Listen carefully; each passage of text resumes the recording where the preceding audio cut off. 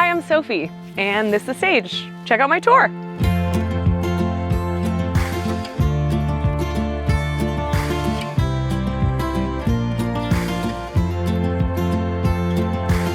Here we are in my office. I work full-time as a consultant, so I definitely needed to have a desk. My seat that I use here has 3 uses. I use it for a chair. It's empty, so when friends come stay with me, since everything's packed to the brim, they have a place to store their stuff. And the final use is for a box jump. So sometimes I take it outside and work out with it. Over here, we have, this is super messy, but this is my office stuff. Down here is my photography and art stuff. And lately I've just been smashing it in there. So that's actually a pretty honest view of how things go here. I'll just keep smashing stuff in there, and then one day I just can't take it anymore, and then I just clean the whole entire thing. But that one got missed this last time. So the previous owners of this van actually had built out everything from here backwards. And so I'm really grateful that this man put a really big sink in here, because I've heard a lot of other van lifers complain about it. This doesn't really look like a sink right now because I've got a couple cutting boards here that my friend helped custom cut for me. And so sometimes I pull them off and use them as well, but really it's just helpful to have this covered. If the van is a mess, then it looks nice. Down here I have my water system, which is a 7-gallon tank. And then I've got a slightly smaller size tank to catch my gray water. And then I just keep drinking water down here also in a separate container. And over here, I've got my microwave, a hot water heater, a bunch of bowls, plates, Tupperware cups, and up here just regular utensils and all of that. Up here, as very small curtains, I've got the prayer flags that when I was on Everest in 2019, when I climbed the mountain, these prayer flags were at base camp and they helped protect us, and I'm very grateful for them, and it's really nice to have them here. Up here, I've got some hanging moss that had fallen on the ground in Louisiana, and I cooked it so I could cook all the bugs out, and then hung it up here. My friend gave me these lights that have these sunflowers in, so I really like them. And I've got a wind chime here. But yeah, really this is just a little decoration here, and I sometimes will stick my earrings on it. And over here, I've got my trash can, my spice rack, and I've got a fridge and a freezer here. The fridge is pretty full of Korean food that my mom sent me off with from the last time I was in Colorado. And freezer has a lot of Korean food also. This is probably the worst fridge you would ever want to put in a van. It's kind of like the generic one you would see in a dorm room. It's very inefficient, eats up all my solar power. I don't like it. I will be switching this out for a 12-volt fridge when I can't take it anymore. But right now I have enough solar power to get through all of the stuff that I do on a daily basis, so it's not like a pressing thing, but I would not recommend this fridge if you're starting from scratch. Before I got my van, I was looking at a lot of other folks' vans, and Steph Davis has a really awesome van, and she had this in her doorway, so I totally stole this idea. So this props up all the way, and then I have a leg for it, and it just gives some more counter space. So, I mean, I already have a lot, but if I ever need more, I have it, and it will block the door, but it's nice, like if you're hanging out with some friends and they're outside and you're in here cooking with all your solar power and whatnot, and you want to just like hand drinks over this, you know, counter space. I love it.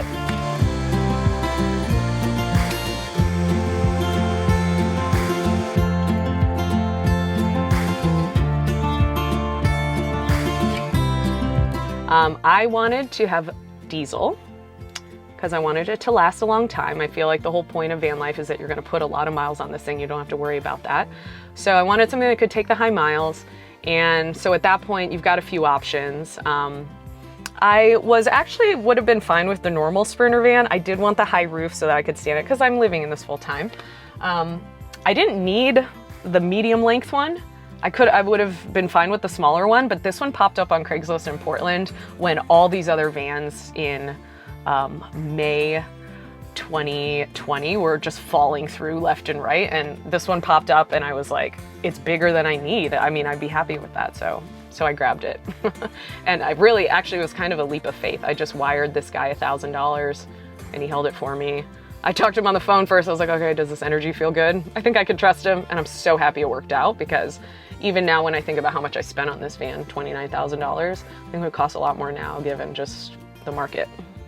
So this is my bed. It is a queen size bed, which a lot of people don't believe, but it's true. There's also a little bit of room on either side.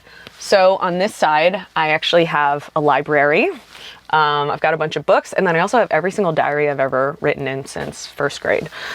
And then this side I call my nightstand and my bathroom. And in this cupboard, I've got my bathroom, so all my toiletry stuff. Over here, I've got a pantry, I would call it, some fruit and dry goods, but then also my Vitamix, because I love making healthy smoothies. It just feels like drinking a vitamin.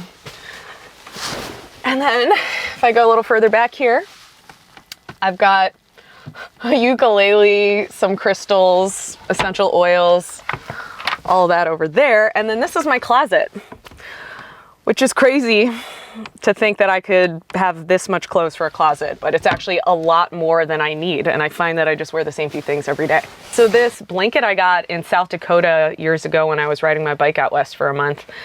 And it is the hide of a horse from the late 1800s. These pillows are springboks from Namibia.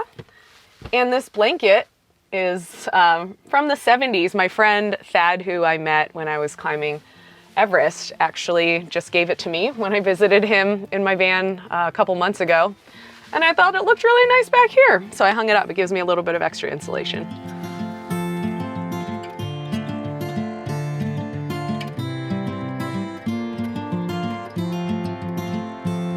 So I'm a solo female traveler, and there's a few things that I do just to make sure that I'm safe. And honestly, I just do these things all the time and I don't really ever have to think about it. So the fact that I'm in a van makes me feel really safe. The fact that I'm not in a tent means that I can just lock the doors and my, subconscious can rest easy and I can sleep through the whole night no matter where I am.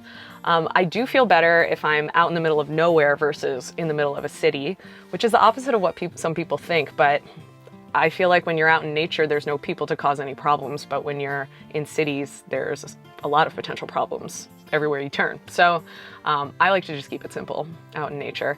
And a lot of people have asked me if I have a weapon in here. I do have a concealed weapons permit, but I don't have a weapon because I thought it doesn't really make sense with the reciprocity laws to my whole thing is I want to be able to go anywhere I please. I don't want to have to be stuck with some legislation I can't go to a certain area. So I have bear spray. I've got knives in here. I've got pepper spray. But honestly, I just don't feel like I need it. I don't put myself into situations where I think anything could happen. And if I am in that kind of a situation, I'll either lock the doors or I'll just drive away. So it's pretty easy. Here we've got some deer antlers that I bought at my friend's antique store in South Dakota. I thought they were kind of cool because they've still got the velvet on them. And I kept stabbing myself in the eye every time I would go sit down, so I had to just stick these pom-poms on. So that's why those are there. When I'm just out hiking and I see dead stuff blowing around and it looks cool, I've been known to just bring it back into my van and stick it somewhere. I do the same with feathers. So every feather I found on my trip, I have put in this bag. I know this is a lot, but if you keep your eye on the ground, you'll actually start seeing them. And also, I kind of cheated and got a whole bunch at a farm. And then over here, I've got just a little altar. So sometimes I like to come up here to meditate instead of doing it on my bed. And I've got a bunch of little things that I've collected. Braided sweetgrass from my uncle, sage's namesake. More sage here, candles, crystals, Palo Santo, marigolds. So.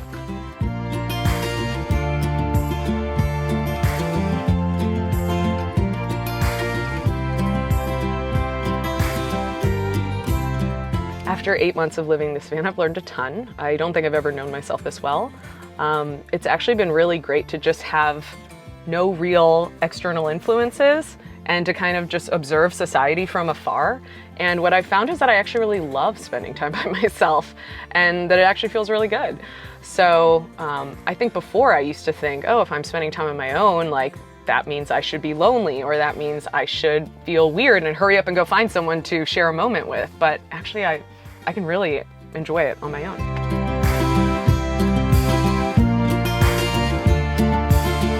Thanks guys for coming on the tour. You can find me on Instagram at Sophie Hilaire. Thanks.